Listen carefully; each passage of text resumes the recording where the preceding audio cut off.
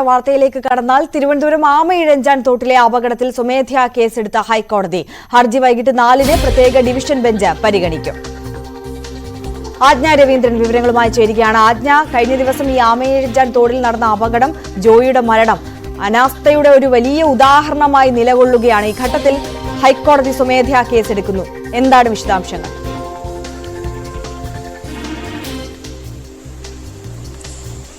ജസ്റ്റിസുമാരായ Bechu Kurian Thomas, P Gopinath എന്നിവരടങ്ങുന്ന ബെഞ്ചാണ് ഈ കേസ് ഇന്ന് പരിഗണിക്കുന്നത്. 4 മണിയോടുകൂടി പരിഗണിക്കും. ബ്രഹ്മപുരം മാലിന്യ പ്രശ്നം പരിഗണിക്കുന്ന ബെഞ്ചിൽ തന്നെയാണ്. അതേ തുടർന്നാണ് ഈ കേസ് കൂടി പരിഗണിക്കുമെന്നാണ് ഹൈക്കോടതി ഈ കാര്യത്തിൽ സ്വമേധയാ കേസെടുത്ത ശേഷം അറിയിച്ചിരിക്കുന്നത്. എന്തായാലും 4 മണിയോടുകൂടി ഈ കേസ് പരിഗണിക്കുമെന്നാണ് അറിയുന്നത്. കഴിഞ്ഞ ദിവസം നമുക്കറിയാം, ടൺ കണക്കിന് മാലിന്യമാണ് ആമയിഴഞ്ചാൻ തോട്ടിലേക്ക് ജോയി എന്ന ആൾ വീണപ്പോൾ അയാളുടെ തിരോധാനത്തെ തുടർന്ന് മാറ്റിയെടുക്കേണ്ടി വന്നത്. അദ്ദേഹത്തെ മൃതദേഹം കണ്ടെത്തുന്നവരെയുള്ള രക്ഷാപ്രവർത്തനങ്ങളെ എത്രത്തോളം സാരമായി ഈ ഒരു മാലിന്യ പ്രശ്നം ബാധിച്ചു എന്നുള്ളത് ഞെട്ടലോടെയാണ് കേരളം കണ്ടത്.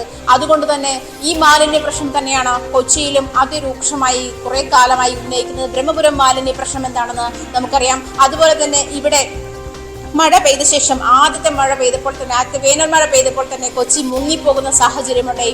ഇത്തരം കാര്യങ്ങളിൽ വന്ന് ഹൈക്കോടതി സ്വമേധയാ ഇടപെടുന്ന സാഹചര്യമുണ്ടായിരുന്നു. എന്തുകൊണ്ട് മഴക്കാല പൂർവ്വ ശുചീകരണം നടത്തിയില്ല? എങ്ങനെയാണ് ഇത്രയധികം മാലിന്യങ്ങൾ നമ്മുടെ തോടുകളിലും നീരുറവകളിലും ഒക്കെ ഇത്രയധികം മാലിന്യം കുന്നുകൂടിയ സാഹചര്യം ഉണ്ടായത്? ഇത്തരം സാഹചര്യങ്ങളിലേക്ക് വിരൽ ചൂണ്ടുന്ന ഒരുപാട് ചോദ്യങ്ങൾ അന്ന് ഹൈക്കോടതി ചോദിക്കുകയുമുണ്ടായി. മാത്രമല്ല, ഈ ഒരു സാഹചര്യം മുന്നിൽ നിർത്തിക്കൊണ്ട് തന്നെ ഒരുപക്ഷെ ഈ കേരളത്തിൽ ഇതിപ്പോൾ ഒറ്റപ്പെട്ട സംഭവമല്ല എന്നുള്ള ഒരു കാര്യം ചൂണ്ടിക്കാട്ടിയാണ് ഹൈക്കോടതി ഇതിൽ ഇടപെടുന്നത്.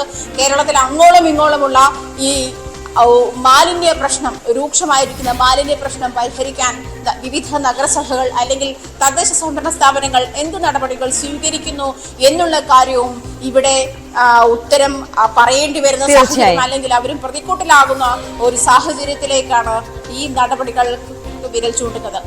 തീർച്ചയായും ആജ്ഞ രവീന്ദ്രനാണ് വിവരങ്ങൾ നൽകിയത്. ആമയിഴഞ്ചാൻ തോട്ടിലെ അപകടത്തിൽ സ്വമേധയാ ഹൈക്കോടതി കേസെടുത്തിരിക്കുന്നു. ഹർജി 4 മണിക്ക് പരിഗണിക്കും.